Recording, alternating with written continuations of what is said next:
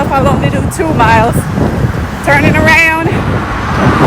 Did you move your ass today? Before my phone die, I just want to catch one person.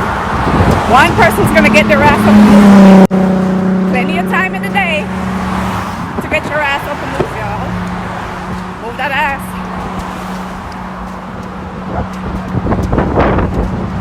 Only one with a love-hate relationship with running. Think about going running. I get excited. I get out and start running. And I'm like, why the hell am I doing this? And then I get done running. I feel great. And it reminds me of why the hell I'm doing this. Get your ass up and move, y'all. You don't have to go run in the streets like I do. Just move that ass. Go for a walk. A light jog. Ride the bike. Go out with the kids for a walk.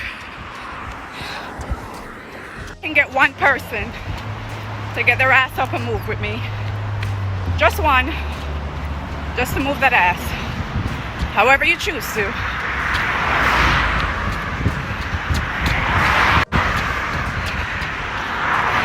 Uphill, y'all.